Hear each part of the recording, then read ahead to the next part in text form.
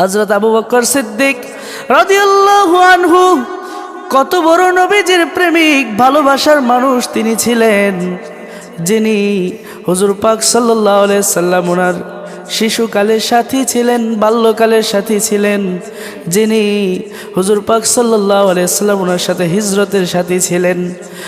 রওজা মুবারকে মদিনা শরীফে গেলে দেখতে পাবেন আখিরে নবী হুজুর পাক সাল্লাল্লাহু আলাইহি ওয়াসাল্লাম ওনার পার্শ্বে কদম মুবারকের সাথে ওনার শেষ ঠিকানাও আখিরি নবীজির সাথে হয়েছে। রওজা মুবারকের সাথে আবু বকর সিদ্দিক রাদিয়াল্লাহু তাআলা আনহু ওনার মাজার শরীফ, এইখানে আখিরি নবীজির কদম মুবারকের পাশে হযরত আবু বকর সিদ্দিক রাদিয়াল্লাহু আনহু ওনাকে শায়িত করা হয়েছে। সুবহানাল্লাহ। একদিন আল্লাহর হাবিব বললেন, আবু বকর চলে যান, আপনাকে একটা কাজ দিচ্ছি, সেটা হলো আপনি আমার জন্য একটা আংটি বানায় নিয়ে আসেন, যে আংটির মধ্যে শুধুমাত্র লেখা থাকবে লা ইলাহা ইল্লাল্লাহ। আবু বকর সিদ্দিক রাদিয়াল্লাহু তাআলা আনহু নবীজির অনুমতি পেয়ে চলতে শুরু করলেন, আংটি বানানোর উদ্দেশ্যে রওনা করলেন।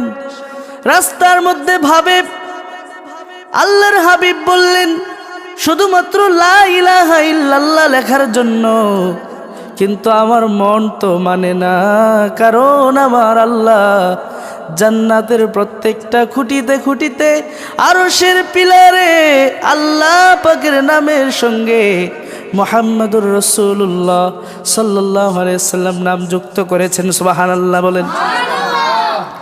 হযরত আবু বকর সিদ্দিক রাদিয়াল্লাহু তাআলা আনহু দোকানে যায় স্বর্ণকারকে বলেন, আপনি একটা আংটি বানিয়ে দিন, সেখানে লেখা থাকবে লা ইলাহা ইল্লাল্লাহু মুহাম্মাদুর রাসূলুল্লাহ। জোরে বলেন না সুবহানাল্লাহ।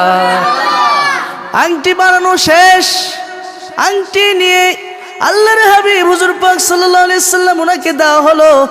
আল্লাহর হাবিব বললেন, কি ব্যাপার আবু বকর, আমি তোমাকে শুধু লিখতে বলেছি লা ইলাহা ইল্লাল্লাহ, শুধু আল্লাহ পাকের নাম লিখতে বলেছি, কিন্তু দেখা যায় এইখানে তিনজনের নাম লেখা, আল্লাহ পাকের নাম লেখা, আমার নাম লেখা আর তোমার নাম লেখা।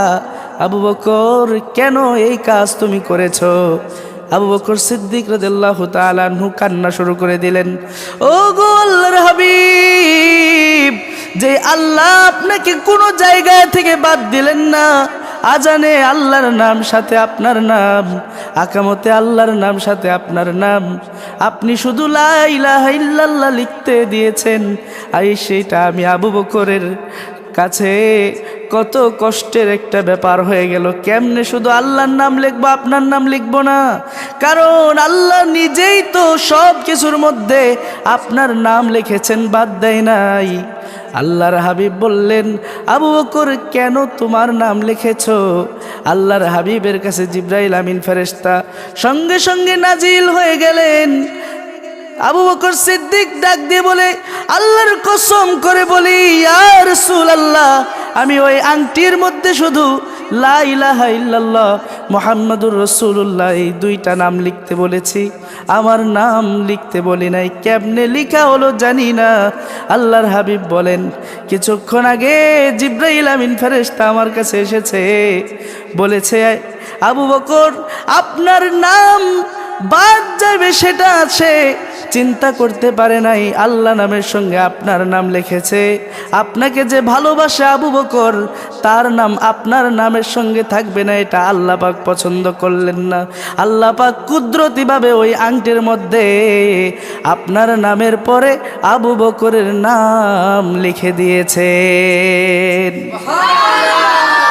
এজন্য যার সাথে যার মহব্বত হয়ে যায়, তার সাথে তার ভালোবাসা যার হয়ে যায়, তার নামের পরে নাম অটোমেটিক চলে আসে। আল্লাহ এত ভালোবাসেন কেন নবীরে, তাই তো আজানি কিয়ামতে রাখছেন উনারে। ওই নবীজি উম্মতেরই ইমানের ইমান, সাহাবীরা জীবন দিয়ে হলেন শহীদান, সাহাবীরা জীবন দিয়ে। আমরা সবাই যেন আল্লাহর হাবিব হুজুর পাক সাল্লাল্লাহু আলাইহি সাল্লাম ওনাকে ভালোবাসার মতো ভালোবাসতে পারি সেই তৌফিক যেন আল্লাহ দান করেন। সকলে বলুন আল্লাহুম্মা আমিন।